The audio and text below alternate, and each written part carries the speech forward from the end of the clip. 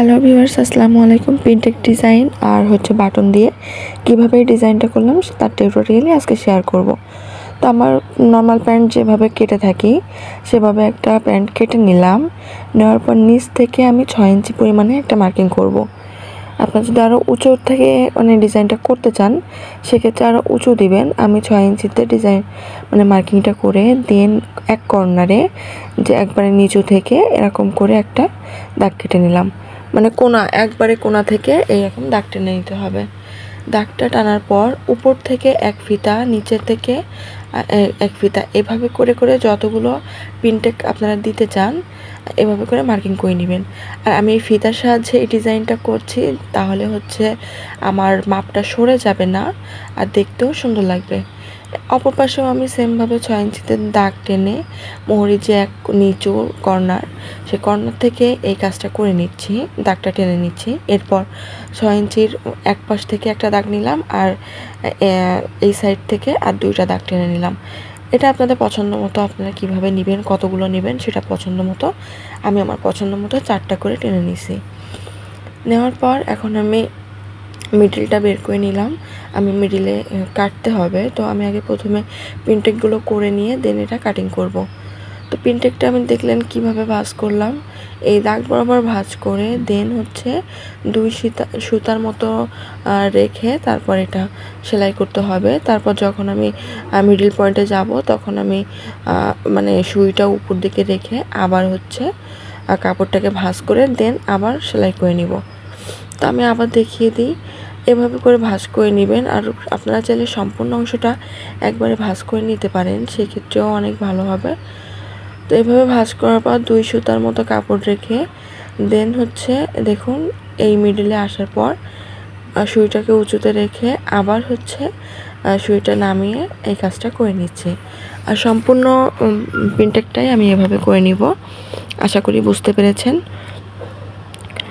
আর আমি এই প্রিন্টেকগুলো একটু স্লোলি করার চেষ্টা করি, যাতে করে সুতাটা বের হয়ে না যায় বা সেলাইগুলো বাইরে না পড়ে।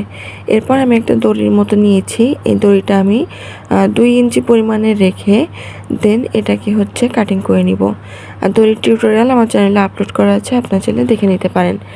এরপর আমার পছন্দ মতো জায়গা আমি 1 ইঞ্চি পর পর বা যে প্রিন্টেক ডিজাইনটা করেছি তার 1 ইঞ্চি থেকে আমি এখানে 2টা বোতাম লাগাবো। এরপর আমি নিচ থেকে দেখুন মোহরের ডিজাইন করার জন্য 3 ইঞ্চি কাপড় নিয়েছি। মোট 6 ইঞ্চি 2 ভাঁজে ভাঁজ করে 3 ইঞ্চি কাপড় হয়েছে। হওয়ার পর ডিজাইনের উপরে যে আমি প্রিন্টেকটা ডিজাইন করেছি তার মিডিলে কেটে নিয়েছি। এক মিডিলে আমি একটা বসাবো আর পরবর্তী পাশে আমি আরেকটা বসিয়ে নিব। বসানোর পর এর উপর থেকেও আমি একটা চাপ সেলাই দিয়ে নিব, যাতে এটা ফিনিশিং ভালো আসে প্লাস খুলে আসার সম্ভাবনা না থাকে। তো উভয় পাশে আমি সেমভাবে বসিয়ে নিলাম। বসানোর পর এই মিডিলটা আমি সুন্দরভাবে ধরবেন, আপনার প্রিন্টেকগুলো যাতে সমান থাকে সেই সমান রেখে দেন এর উপরে আপনি একটা সেলাই বসিয়ে দিবেন। সেলাই করার পর সম্পূর্ণ সেলাইগুলো একবারে সেম রাখার চেষ্টা করবেন। তারপর এটা সেলাই করে নেবেন। এরপর বোতামটা দেখুন কিভাবে তৈরি করি। কাপড়টা 2 ভাঁজে ভাঁজ করে একটা বাটন নিয়ে দেন এখানে সুতাটা পেঁচিয়ে নিব। একেবারে ইজি প্রসেসে আমি সব কিছু আপনাদের দেখাই। আর এগুলো যদি আপনারা আমার কাছ থেকে শিখতে না পারেন, আমি যতটুকু শেখানোর চেষ্টা করি, তাহলে আমি কিছু বলতে পারবো না, কারণ আমি অনেক সহজ করে দেখানোর চেষ্টা করি। আর এজন্য আশা করি আপনারা আমার ভিডিও দেখেন।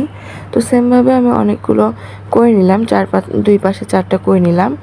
এখন যেখানে আমি ঘাটটা করে নিয়েছিলাম তার সাইড থেকে আমি এই বাটনগুলো সেলাই করে নিব।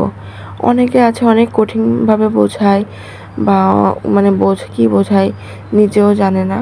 তো আমি চেষ্টা করি আমি যতটুকু পারি ততটুকু আপনাদের শেখাতে।